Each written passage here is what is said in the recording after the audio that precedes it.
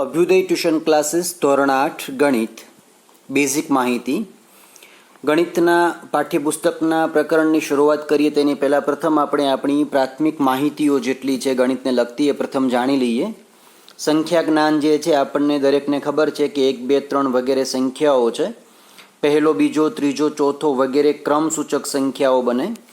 1, 3, 5, 7 એ બધી એકી સંખ્યા એટલે કે અયુગ્મ સંખ્યાઓ છે, જ્યારે 2, 4, 6, 8 બેકી સંખ્યા એટલે કે યુગ્મ સંખ્યાઓ છે. પ્રાકૃતિક સંખ્યાઓની આપણને માહિતી ખબર છે કે 1, 2, 3, 4 અને અનંત સુધી એ બધી પ્રાકૃતિક સંખ્યાઓ છે. તેને આપણે ધન પૂર્ણાંક સંખ્યાઓ પણ કહીએ છીએ. પ્રાકૃતિક સંખ્યાઓ અસંખ્ય છે. 1 એ સૌથી નાની પ્રાકૃતિક સંખ્યા છે અને પ્રાકૃતિક સંખ્યાને આપણે કેપિટલ N વડે દર્શાવીએ છીએ. પૂર્ણ સંખ્યા એટલે કે 0, 1, 2, 3, 4 એ બધી પૂર્ણ સંખ્યા છે. 0 સૌથી નાની પૂર્ણ સંખ્યા છે. પૂર્ણ સંખ્યાઓ પણ પ્રાકૃતિક સંખ્યાઓની જેમ અસંખ્ય સંખ્યાઓ છે. તેને આપણે W કેપિટલથી દર્શાવશું, હોલ નંબર્સ. 0 પ્લસ પ્રાકૃતિક સંખ્યા બરાબર તમારે બની જશે પૂર્ણ સંખ્યાઓ. પછી આવે છે પૂર્ણાંક સંખ્યાઓ. તો ઋણ, શૂન્ય અને ધન સંખ્યાઓ મળીને પૂર્ણાંક સંખ્યાઓ બને છે. પ્રાકૃતિક પૂર્ણ સંખ્યાઓ જેટલી પણ છે એ દરેકને આપણે કેપિટલ Z વડે દર્શાવી છીએ. 0 એ ધન કે ઋણ પૂર્ણાંક નથી, એ ખાસ યાદ રાખવાનું.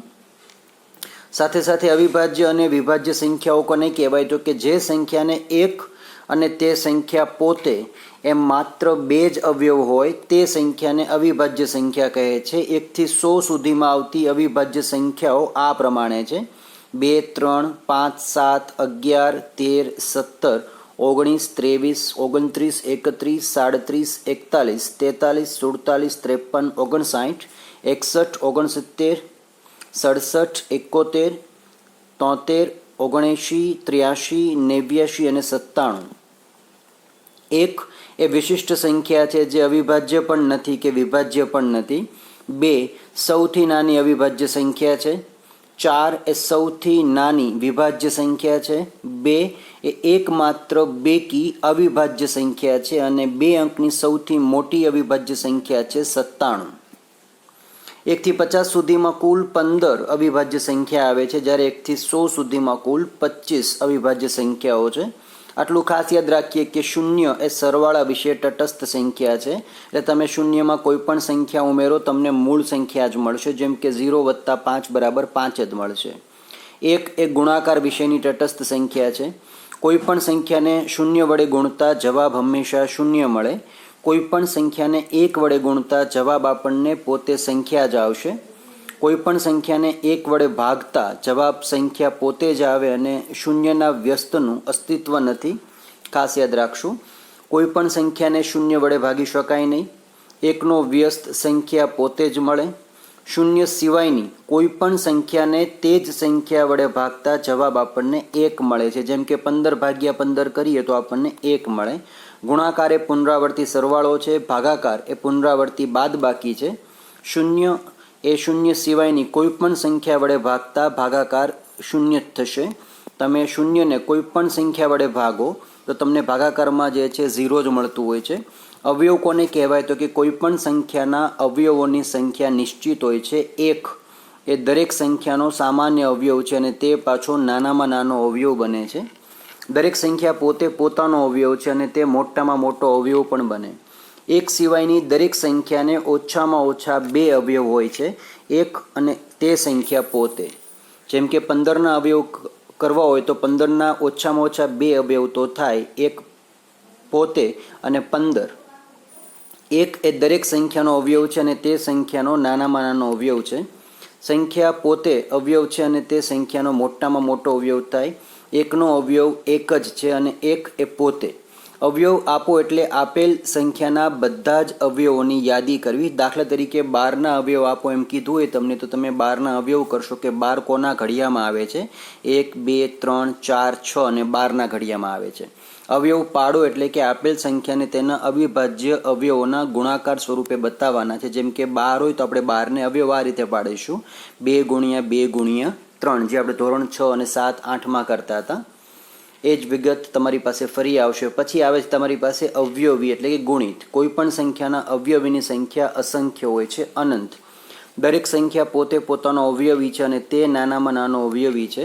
દરેક સંખ્યા એકનો અવયવી છે. જેમ કે 3ના અવયવી તમને જો કીધા હોય તો તમારે 3 એકા 3, 3 દુ 6, 3 તેરી 9, 3 ચોક 12 એમ તમને જ્યાં સુધી ઘડી આવડે છે, સંખ્યા તમને ખ્યાલ છે, ત્યાં સુધી તમારે તે સંખ્યા બોલવાની છે. અપૂર્ણાંક એટલે કે છેદ કરતાં અંશ નાનો હોય તો તે શુદ્ધ અપૂર્ણાંક છે, અને છેદ કરતાં અંશ મોટો હોય તો તેને કહેવામાં આવે છે અશુદ્ધ અપૂર્ણાંક. અશુદ્ધ અપૂર્ણાંકને મિશ્ર સંખ્યામાં પણ ફેરવવા પડે છે. જેમ કે 3.4/3, 2.1/3. રૂપિયાનું પૈસામાં રૂપાંતર કરવા માટે આપણે 100 વડે ગુણશું અને મીટરને સેન્ટીમીટરમાં રૂપાંતર કરવા માટે 100 વડે ગુણવા પડે છે. કિલોમીટરને મીટરમાં રૂપાંતર કરવા માટે 1000 વડે ગુણશું. કિલોગ્રામનું ગ્રામમાં રૂપાંતર કરવા માટે 1000 વડે ગુણશું. બે કે તેથી વધુ ક્રિયાઓ એકસાથે કરવાની હોય ત્યારે સાદુરૂપ આપતી વખતે ભાગાકાર પહેલાં આવશે, પછી ગુણાકાર, પછી સરવાળો અને છેલ્લે બાદબાકી. આ ક્રમને આપણે કહેતા હતા ધોરણ 5, 6, 7ની અંદર ભાગુસભા. એ પ્રમાણે કામ કરવાનું છે. નફો ખોટ પણ આપણને ખ્યાલ છે કે મૂળ કિંમત કરતાં વેચાણ કિંમત વધારે હોય ત્યારે નફો જાય છે, અને મૂળ કિંમત કરતાં વેચાણ કિંમત ઓછી હોય ત્યારે ખોટ જાય છે. તો ખાસ યાદ રાખશું. લસા અને ગુસ્સા પણ દરેક વિદ્યાર્થી મિત્રોને આવડતા જ હશે કે જેમ કે આપેલી બધી સંખ્યાઓમાં સમાન અવયવ જે હોય એ પૈકી મોટામાં મોટા અવયવને આપણે કહીએ છીએ ગુરુત્તમ સામાન્ય અવયવ એટલે કે ગુસ્સા. બે કે તેથી અવિભાજ્ય સંખ્યાઓનો ગુસ્સા હંમેશા 1 થાય છે. ગુસ્સા એ આપેલી સંખ્યાઓમાંથી સૌથી નાની સંખ્યા જેટલો અવયવ તથા તેનાથી નાનો પણ હોઈ શકે. ગુસ્સા જે છે એ એવી મોટામાં મોટી સંખ્યા છે કે જેના વડે આપેલી સંખ્યાઓને તમે નિશેષ ભાગી શકો છો. આપેલી બધી સંખ્યાઓના સમાન અવયવીઓમાંથી સૌથી નાનો અવયવી એટલે કે લઘુત્તમ સામાન્ય અવયવી લસા કહેવાય. બે કે તેથી વધુ અવિભાજ્ય સંખ્યાઓનો લસા એ સંખ્યાઓના ગુણાકારથી મળતી સંખ્યા છે. લસા એ આપેલી સંખ્યાઓમાંથી સૌથી મોટી સંખ્યા જેટલો અથવા તેનાથી મોટો પણ હોઈ શકે. જો આપેલી બે સંખ્યાઓમાં એક સંખ્યા બીજી સંખ્યાનો અવયવ હોય તો તમારે મોટી સંખ્યાનો લસા લેવો પડશે.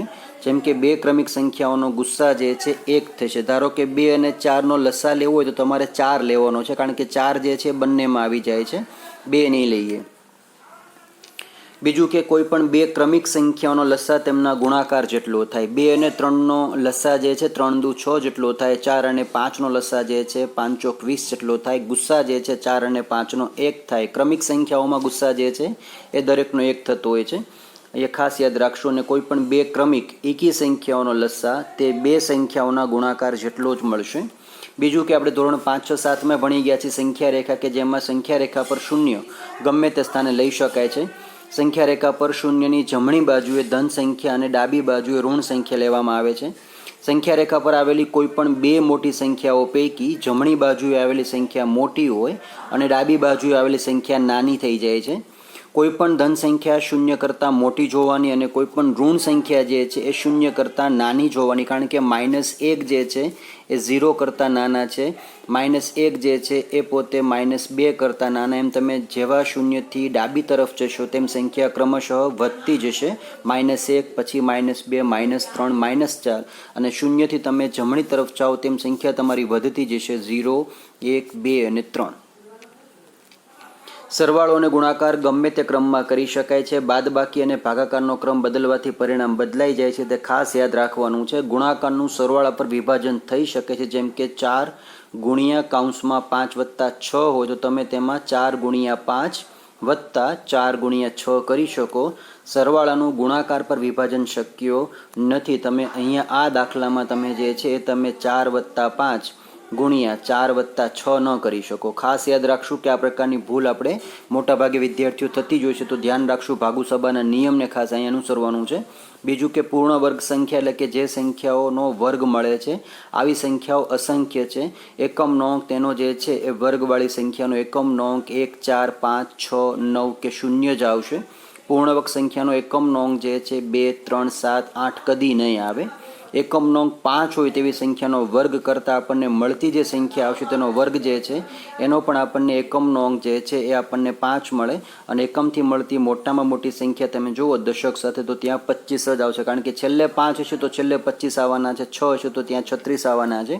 1 થી 20 સુધીના જે વર્ગ અને વર્ગમૂળ આપણે ધોરણ 5, 6, 7માં શીખ્યા છીએ તે ખાસ યાદ કરવાના છે. આ એક ટેબલ છે 1 થી 10નું 1 થી 10 એકા 10નું, જેમ કે તમે જોવો તો 1 એકા 1, 1 દુ 2, 1 તેરી 3, 1 ચોક 4, 1 પંચા 5, 1 6 6, 1 સત્તુ 7, 1 અઠ્ઠા 8, 1 નવા 9 અને 1 દાન 10. તમને એકુથી દાન લગભગ બધા વિદ્યાર્થીને મોઢે જ હશે.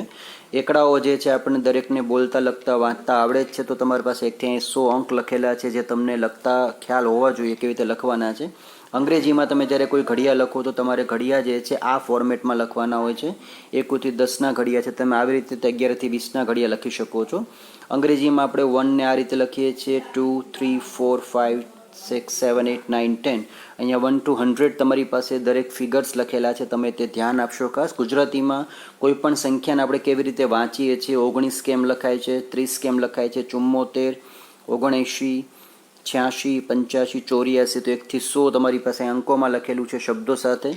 ઉપરાંત ગુણાકારનું જે ટેબલ છે 11 થી 20નું તમે જુઓ તો 11 એકા 11, 11 દુ 22, 11 તેરી 33, 11 ચોક 44, 11 પંચું 55, 11 છક 66, 11 સત્તા 77, 11 અઠ્ઠા 88, 11 નવા 99 અને 11 દાન 110. તો અહીંયા તમારી પાસે 1 થી 20 સુધીના ટેબલ છે, એ પણ આપણે યાદ કરવાના છે.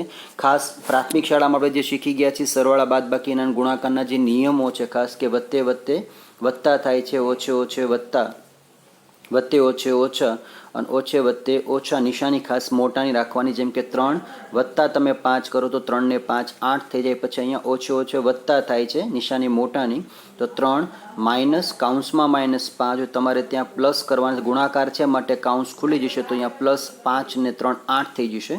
અહીંયા તમે જુઓ તો પ્લસ માઇનસ માઇનસ થઈ જાય, તો 3માંથી 5 જાય તો -2 વધે. અને અહીંયા તમે જુઓ તો માઇનસ જે છે કાઉન્સમાં અંદર જાય તો 3માંથી 5 માઇનસ જાય તો પાછા બાદ -2 થઈ જાય. વત્તે વત્તે વત્તા, ઓછે ઓછે ઓછા, વત્તે ઓછે વત્તા અને વત્તે ઓછે ઓછા. દરેકમાં નિશાની મોટાની, જેમ કે -3 અને -5 કરીએ સરવાળામાં તો આપણને ત્યાં -8 મળી જાય. કાઉન્સ નથી કરતા તો ધ્યાન ખાસ રાખવાનું, કાઉન્સમાં ગુણાકારનો નિયમ લાગુ પડશે આ રીતનો, વત્તે વત્તે વત્તા અને ઓછે ઓછે વત્તાનો નિયમ લાગુ પડશે. જેમ થાય છે ને ઓછે ઓછે વત્તા, એ રીતે તમારે લાગુ પડી જાય. બીજો નિયમ તો આપણને ખ્યાલ જ છે, વત્તે વત્તે વત્તાનો, ઓછે ઓછે ઓછા, વત્તે ઓછે ઓછા અને વત્તે ઓછે વત્તાનો. તો આ દરેકમાં નિશાની જે છે મોટાની લાગુ પડે છે. ઉપરાંત ગુણાકાર તમારે જ્યારે કોઈ પણ સંખ્યાનો કરવાનો થાય ત્યારે તમારી પાસે વત્તે વત્તે વત્તા છે, 5 ગુણ્યા 5 બરાબર +25 મળે, -3 -2 બરાબર 3 દુ 6 થઈ જશે, +5 અને -2 કરીએ તો 5 દુ 10 માઇનસ થઈ જાય, અને -2 ગુણ્યા 5 કરીએ તો -10 તમારો જવાબ આવશે. તો આ વસ્તુ તમારી પાસે જે છે એ તમારે ધ્યાન રાખવાની છે, અને સમગ્ર વિડીયો જે છે તમારે વ્યવસ્થિત એકવાર જોઈ લેવાનો છે. જેટલા પણ તમારી પાસે અહીં બેઝિક નિયમ તમને જે આપવામાં આવ્યા છે તે દરેક નિયમો, 1 થી 20 સુધીના વર્ગ અને વર્ગમૂળ, 1 થી 15 સુધીના ઘન અને ઘનમૂળ, ઉપરાંત વત્તા ઓછા બાદબાકી ગુણાકારની તમારી જે નિશાની છે તે અંક લખતા તમને જે આવડે છે 1 થી 10 એ ખાસ લખવાનું છે. બીજું કે સામાન્ય જે માહિતી તમારી છે જે આપણે ધોરણ 5, 6, 7ની અંદર શીખ્યા છીએ એ કોઈ વિગત તેમાં ભૂલાવી ન જોઈએ, અને જેનું તમારે પુનરાવર્તન કરવાનું છે. ત્યારબાદ આપણે પછી પ્રકરણ આપણું ગણિતમાં જે પ્રથમ છે સમય સંખ્યાઓ, તેના ઉપર જઈશું. તો પ્રથમ આપણે આ બધી વિગતો જે છે એ વ્યવસ્થિત શીખી જાણી લઈશું, જેથી આપણને આગળ ઉપર તકલીફ ન પડે.